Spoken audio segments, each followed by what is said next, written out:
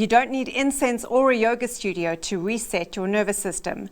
Just a few mindful minutes and the willingness to pause. Meditation in the workplace isn't a trend, and it can be a leadership advantage. Hello and welcome to Vital Signs, where we tune into the rhythms of health, mindfulness, and the art of living well. Today I'm joined by breathwork and mindfulness expert Niki Seberini as we explore how short, simple moments of awareness can transform the way we lead, react, and connect, all without ever leaving the office. Niki, welcome to Vital Signs. Thank you so much. Thanks for having me, Niki. Such a pleasure. So why is mindfulness and breathing and being in the right mindset so important in the corporate environment? Well, I mean, mindfulness is really attention, right? It's the way you regulate and master your attention and your emotional state as well. And you know, Niki, we live in a very interesting time where our attention has become a commodity. Everyone's vying for our attention. And when you can control someone's attention, you ultimately get to control the way they think, the way they show up, the way they buy, the way they vote. I mean, that's what we've become aware of as well. So I think more than any other time, guarding our attention has become really important. So when we take that into the workplace, when we aren't guarding our attention, we're far more reactive as opposed to responsive. It's a lot more difficult to regulate our nervous system.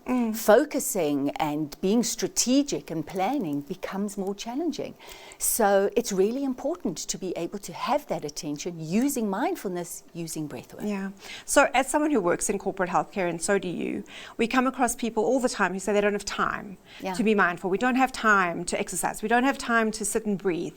How do you approach that kind of narrative, I guess you could call it?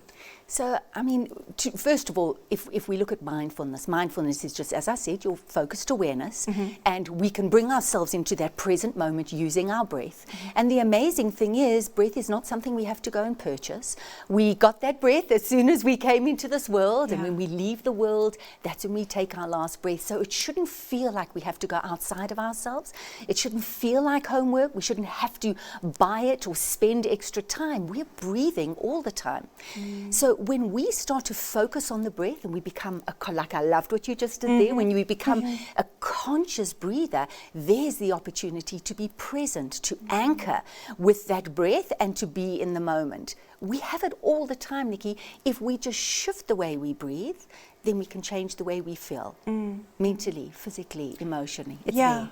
You know, what you said, it's free. And I think we don't put enough value on things that are for free and that are within our direct control. We are always outsourcing our health to someone else. And we think it has to cost a lot of money. Can we go into that mindset? Why do we do that to ourselves? I love that. Well, you know, we don't trust that what we have is enough. We don't trust the intelligence of the body, and that we can, in a moment, show up, we can respond the way we need to respond, and that we have this amazing intelligence to support us.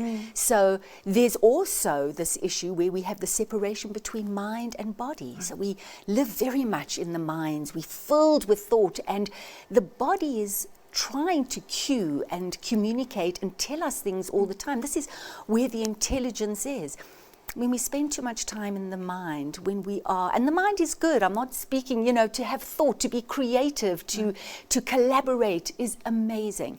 But when we spend too much time there, we miss the cues, the vital cues in the body, and then we outsource. So instead of listening to body, listening to what the communication is, what we need in the moment, do we need a recovery loop? Do we need to be doing something? We only listen when the message is screaming from the body. Exactly. It's too late, and then we outsource for the solution. So we should change the mindset. The breath, being mindful, being present is the greatest insourcing tool we have. Absolutely. What actually happens in the brain and the body when we are breathing coherently? What changes? Yeah, well, when we're not breathing coherently and we're breathing in a stressed state, which I think it's safe to say that most of us are breathing in. So people who are watching can identify with that state when they're breathing very high up in their chest. There's pressure, there's tension in the shoulders and the neck area, shallow breathing. And that is a direction of a stress response. So we breathe like that when we're stressed. Now, as soon as we change the way we breathe and we breathe in a coherent way, what does that mean? We breathe a balanced inhale and exhale. Why is that good? Well, then we're starting to tune in with the body's intelligence that I spoke about, because amazingly, every inhale, we switch on the stress response. Every exhale, we switch on the rest and digest response. So when you start to balance that inhale and exhale, what are you starting to tell the brain? That we're balanced, we're regulated, everything is good. When that happens, the prefrontal cortex switches back online. We're able to plan, we're able to think properly, we're able to strategize instead of just this emotional response, memory coming up all the time. So coherent, balanced breathing, conscious breathing changes everything. So for our viewers who are probably watching right now and taking deeper breaths, because just listening to you, I'm almost want to breathe a little deeper, a little slower. What is the one thing that they can do tomorrow or even right now in the moment to start implementing these kinds of mindfulness changes? Yeah. So there's so many. It's quite difficult to isolate one, and I'll tell you why. Because we can change the breath in different ways in order to experience something different. So what I'd like to share with your audience is a centering sign.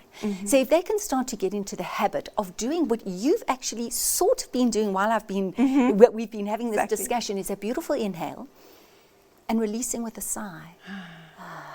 So there we go. There it is. For some people, that sigh is so difficult because they're holding on. So again, I'm going to say, as they inhale, be really careful of not breathing high up in the chest. You're breathing from the diaphragm and the lower ribs. You're breathing in through the nose.